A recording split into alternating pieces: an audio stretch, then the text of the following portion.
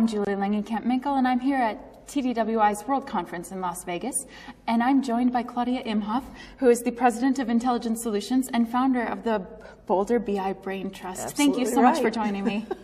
Thank you. It's a pleasure to be here always with you, Julie. Thank you. Now, the other evening, you were on a panel called Women in BI, and the panel was great. It was a first-time event for TDWI. Thank you so much for initiating that panel, but also I want to talk about it and some of the comments. What do you feel are the biggest issues facing women in our industry right now? Yeah, well, the reason we came up with the panel was that the statistics are kind of discouraging. We're not seeing women coming into what they say is STEM, science, technology, engineering, and math. The numbers are actually decreasing. And Cindy Housen, bless her heart, she was the one that initiated the Women in BI. Laura Reeves and I helped her out with it. We were on the panel. And we also had 3 women from industries, different industries, on the panel as well. And we all kind of said that there were very similar challenges for women. It is a technical field. It's a difficult one sometimes for young girls to grasp. They don't want to be seen as a geek. It's hard to get the work-life balance. You know, you're working like crazy as a technologist, and you've got kids, you've got a husband, or you're a single mom, whatever it is. So it's kind of hard to get that life balance in there as well. So those were some of the key points that we talked about. Mm-hmm. And now you mentioned that fewer women are going into technology and science than ever before, and that is discouraging. How would you persuade women to come into the industry if there are young women who are on the fence and maybe exploring it or sticking their toes in the water a little bit? What would you say to persuade them? Boy, I'd say it's a heck of a career.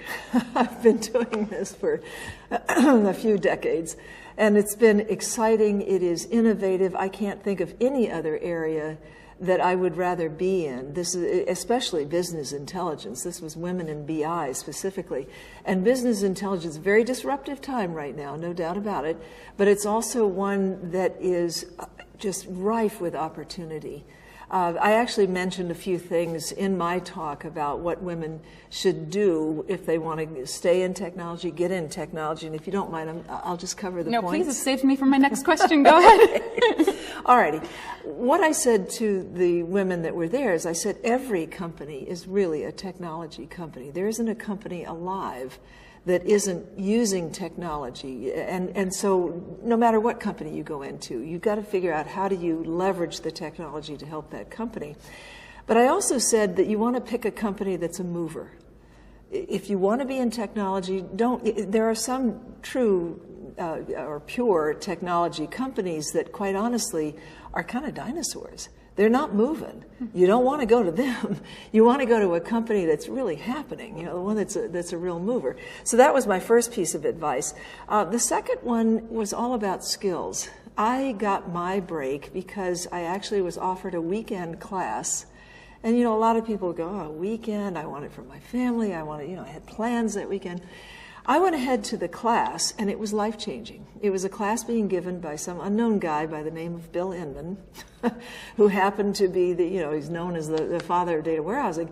And at the end of the 3-day class, this was 20 some odd years ago, nobody knew who he was, but I went up to him and I said, I want to do this.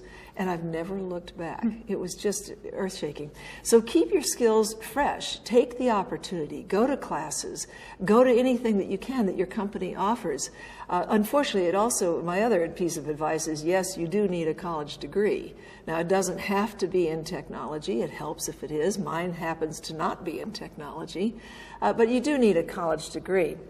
And then the other thing is, yes, the statistics are somewhat discouraging, but on the other hand, that means that you can really shine. There's tremendous opportunity for a woman in technology. The doors are open to them. It's their oyster. They can do whatever they want. I will warn people, women especially, don't be intimidated if you're the only female in a room. I found myself many times being the only female in a room. It's never bothered me. It's never stopped me from speaking my mind or my ideas. So I think, again, no intimidation there. And my last piece of advice is, keep a sense of humor. Boy, are you going to need it. Indeed. Yes. Now, you mentioned that these are really exciting times, and you and I both know that. What is the most exciting innovation that you are seeing right now, and what can we expect for this year? Wow.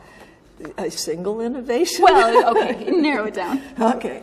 Well, you know, we've had kind of a staid architecture in business intelligence for a while. We've had competing architectures, I suppose.